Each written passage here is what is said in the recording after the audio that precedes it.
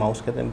मैं बिल्कुल आपको सच कह रहा हूँ, ये अलमिया है कि हमारे बच्चे फिर कहाँ से तालीम हासिल करेंगे, कैसे पढ़ेंगे, जब प्राइवेट स्कूलों में जो लड़कियाँ पढ़ा रही हैं उनको ख़ुद कुछ नहीं पता, तो आगे चल के उन बच्चे माशरे में क्या किरदार अदा करेंगे, क्या इनपुट देंगे, क्या वैल्यू देंगे माशरे को। उनकी अपनी वैल्यू नहीं है और उनको पढ़ाने वाले जो हैं उनकी वैल्यू नहीं है, फिर उनके पढ़ाने वाले थे उनकी वैल्यू नहीं है।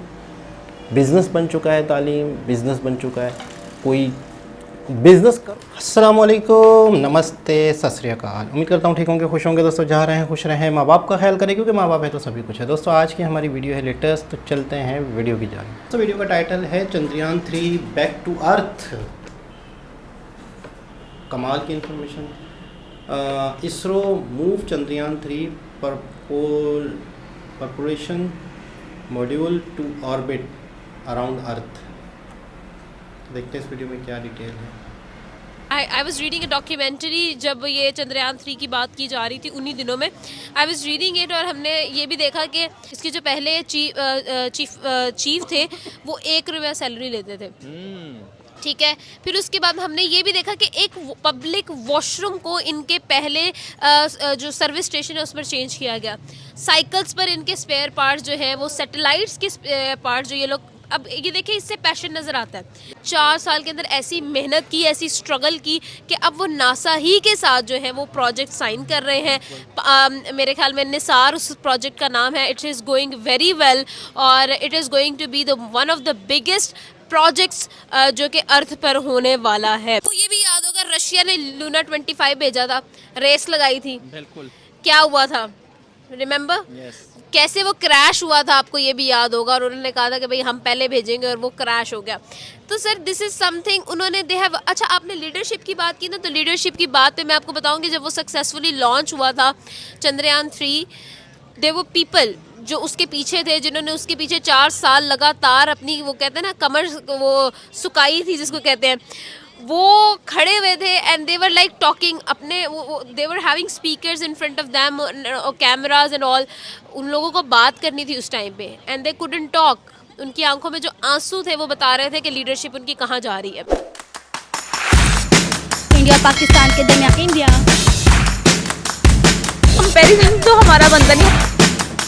You are watching Catalyst Records. Hello viewers, this is Ali Raza and you are watching my YouTube channel Catalyst Records.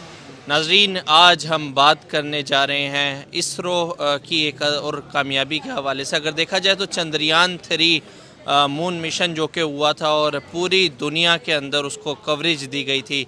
Pakistan के अंदर भी जो है बहुत सारे लोगों ने लाइव स्ट्रीम करके उसकी लैंडिंग को जो है उस टाइम देखा था। कुछ दिन बाद ख़बर उठी थी कि ये जो चंद्रयान 3 है ये शायद कामयाब नहीं हुआ। उन तमाम लोगों को मैं बताता चलूँ, अब जो चंद्रयान 3 है वो बेसिकली मून के ऑर्बिट से जो है वो अर्थ के ऑर्बिट की तरफ अब मूव कर रहा है। मतलब ये चीज़ बता रही है कि जो लैंडिंग थी वो बिल्कुल ठीक लैंडिंग थी और एक बड़ा ही कामयाब तजर्बा जो है वो चंद्रयान 3 का जो है वो देखने में आया था।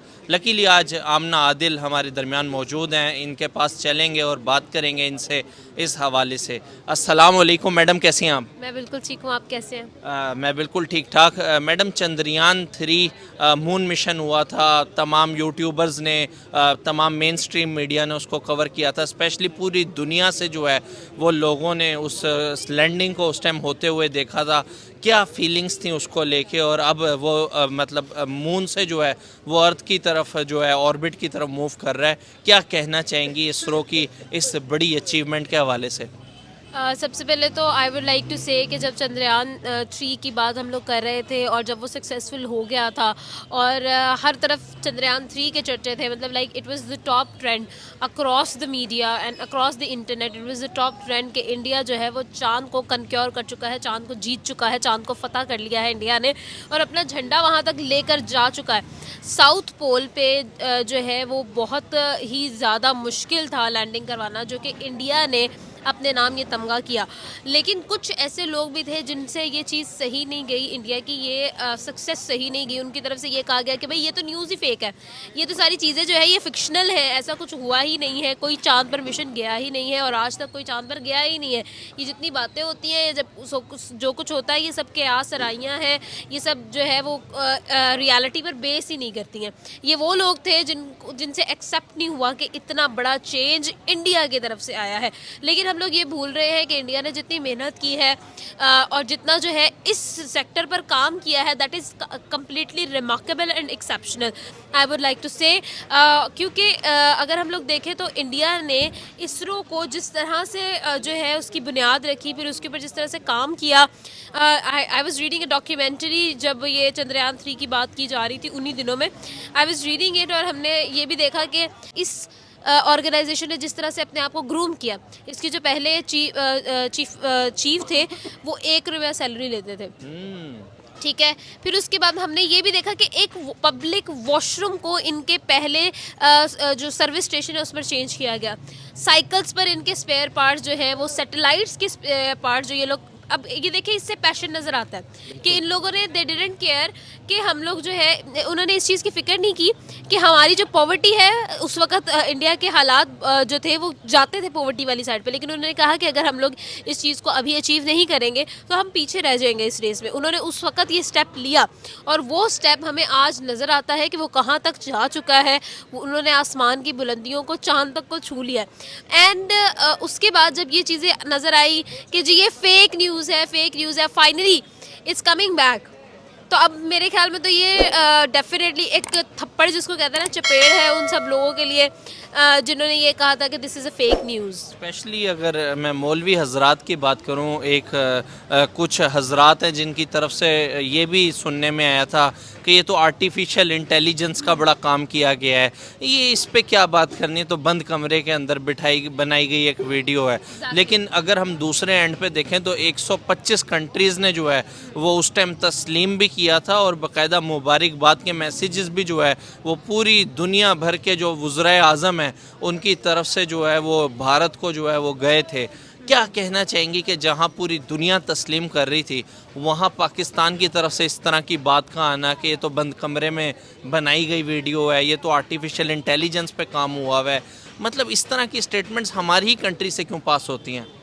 नहीं, इस चीज़ को मैं जो है वो बिल्कुल भी एग्री नहीं करूँगी कि ये हमारी कंट्री से ही पास होती हैं, दैट इज़ कम्प्लीटली रॉन्ग। देखिए, जब कोई ग्राउंड से उठकर, रूट लेवल से उठकर जब ऊपर जाता है ना, तो उन लोगों को बहुत चुभता है जो ऑलरेडी जो है उस रेस में आगे होते हैं। फॉर एग्जांपल अगर हम लोग बात करें न्यूयॉर्क टाइम्स पर में जो कार्टून्स जो उन्होंने बनाए थे जब चंद्रयान 2 का फेलियर हुआ था, आई वॉन्ट से इट एज अ फेलियर, क्योंकि जो लैंडिंग थी वो सॉफ्ट लैंडिंग होनी थी, लेकिन अनफॉर्चुनेटली क्रैश हो गया था वो।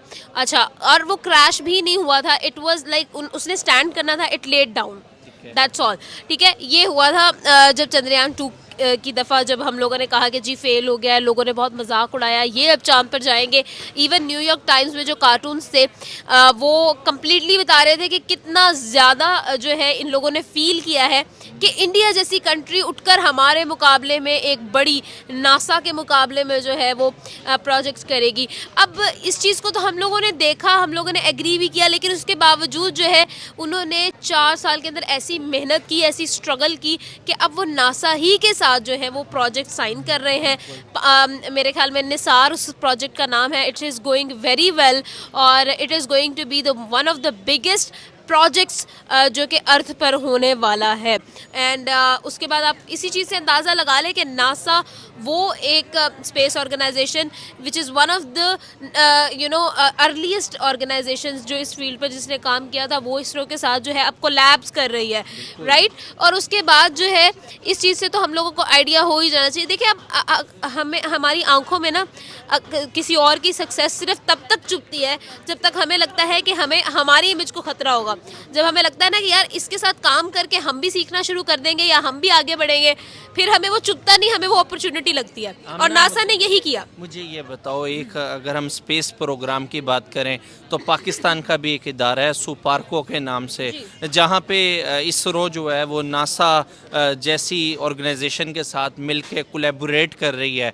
वहाँ पे सुपार्को को कितना ज़रूरी है कि ये भी इसरो से कुछ सीखे, इसरो के साथ कोई ना कोई प्रोजेक्ट जो है उसके ऊपर काम करे? कितना ज़रूरी है कि हम भी इसरो के साथ इसमें इसरो की हेल्प लें अपने प्रोजेक्ट्स के अंदर? सर देखिए, जहाँ पर हम लोग आपस में आम लोग मिल नहीं सकते, जहाँ पर हम लोग जो है एक वीज़ा हासिल नहीं कर सकते इंडिया का जाने के लिए, जहाँ से हम लोग जो हमारी बेस है हम वहाँ पर उनको विज़िट नहीं कर सकते, तो हम तो ये ख्वाब सोच ही नहीं सकते कि एक बेहतरीन ऑर्गेनाइजेशन हमारी ऑर्गेनाइजेशन के साथ जो है वो हाथ मिलाएगी।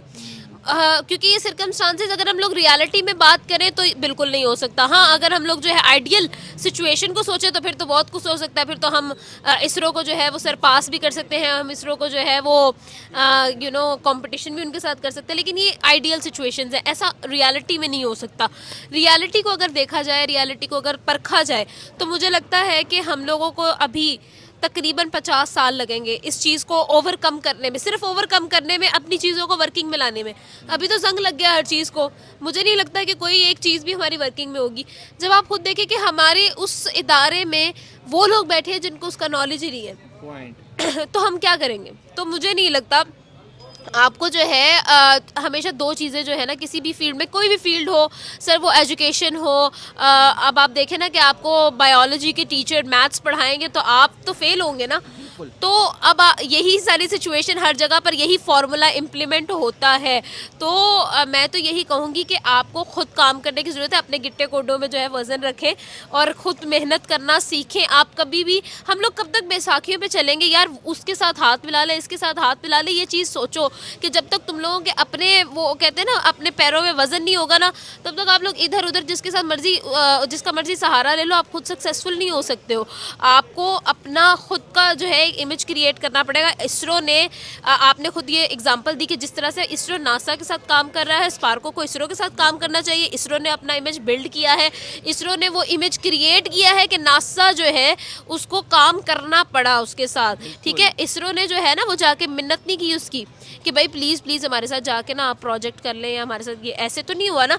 उन्होंने खुद आके कोलैब किया उनके साथ। जी जनाब, सबसे पहले तो ये एक बहुत बढ़िया न्यूज़ कि चंद्रयान 3 जो है वो वापसी भी कराया जाएगा। हल्का सा उसे मूव ज़रूर किया गया था और शायद मुझे लगता है कि इन फ्यूचर देखने के लिए कि क्या हम, अच्छा इतने अरसे से चंद्रयान वहाँ पर है, 15 दिन राहत होती है, तो कहीं ना कहीं फिर वो दोबारा सोलर की शुआएँ पड़ती होंगी, फिर उसके बाद वो चार्ज होता होगा। तो कहीं ना कहीं मेरे ख़्याल में कोई ना कोई इस दौरान एक्सपेरिमेंट तो होते रहेंगे। जो भी सैंपल थे या जो भी एक्सपेरिमेंट थे या जो भी चीज़ें थी वो तो हो गई। अब एक चीज़ अगर वहाँ है तो मैं नहीं समझता इसरो जैसा क्रिएटिव इदारा, ये वो लोग हैं, इंडियन माइंड वो माइंड है जो कि कुछ भी सोच सकते हैं, कुछ भी कर सकते हैं। अब एक चीज़ वहाँ पहुँच चुकी है और सही सलामत मौजूद है, उससे क्या क्या और एक्सपेरिमेंट और क्या क्या और बेनिफिट उठाए जा सकते हैं अगर उसे वापस लाने की कोशिश होती है, वापस लाया जाता है। एक तो वहाँ सॉफ्ट लैंडिंग हो गई, वहाँ पर बाकायदा तरीके से लैंड किया, उसके बाद वापसी अगर आते हैं तो ये बहुत बड़ा कारनामा होगा। इस तरह बाकायदा इंसान को भी भेजा जा सकता है, फिर वापस लाया जा सकता है। ये अपने आप में इन फ्यूचर के लिए इंडिया के सर पे एक बहुत बड़ा ताज होगा स्पेस की दुनिया में, मैं समझता हूँ। बाकी ये कि स्पार्को और ये वो तो बस बोलने की बातें हैं, दिल की तसल्ली की बातें हैं, बहुत दूर है। 100 साल भी अभी स्पार्को अगर जद्दोजहद करता रहे तो इसरो के जगह पर नहीं पहुंच सकता। आज नासा के लेवल पे काम हो रहा है, नासा बाकायदा कोलैबोरेशन कर रहे हैं, तो बहुत बहुत दूर की बात है।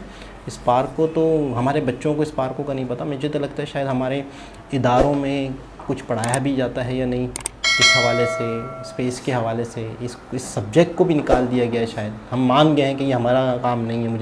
मुझे तो ऐसा लगता है कि शायद पता नहीं कि हमारे सब्जेक्ट में भी आगे चल के, मैंने तो कहीं पे नहीं पढ़ा, और अगर शायद साइंस लेते तो शायद उसमें कोई स्पेस के हवाले से, स्पार्को के हवाले से मतलब जब इस तरीके से एजुकेशन इदारों में ही बेसिक से ही अगर स्पेस के हवाले से चीज़ें नहीं होंगी तो आगे बच्चों के जहनों में इस इदारे में जाना या इससे रिलेटेड काम करना कहाँ से जहन में आएगा। और मैंने तो ये भी सुना है कि मतलब इस इदारे में भी नॉर्मल लोग, मतलब जो वाकई एजुकेटेड लोग हैं, जो इस चीज़ की तालीम हासिल करके आए हैं, वो इसके चीफ़ हैं, ऐसा नहीं है। किसी और इदारे के लोग इसके चीफ़ हैं। हमारे यहाँ पे ये जो जैसे एक शख्स, एक हॉस्पिटल है, हॉस्पिटल का जो एमएस होता है या जो हेड होता है वो कोई बहुत सीनियर डॉक्टर ही होगा ना, उसे पता होगा निज़ाम कैसे चलता है हॉस्पिटल्स का।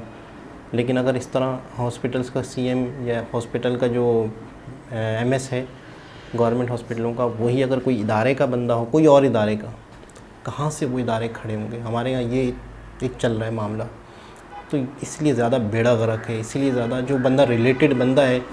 एक लड़की से बात हुई थी कि वो स्कूल में बच्चों को कंप्यूटर पढ़ा रही है और उसे 3 चीज़ों का नहीं पता कि इसे माउस कहते हैं, इसे CPU कहते हैं, इसे मॉनिटर कहते हैं। आप यकीन करें, बस एडिट के हवाले से कुछ मालूमात लेनी थी उन्होंने, तो क्या करते हैं कि भाई स्कूल में प्राइमरी के बच्चों को कंप्यूटर पढ़ाते हैं। अच्छा भाई, तो मतलब चीज़ें पता ही नहीं है, ये माउस होता है, इसको माउस कहते हैं।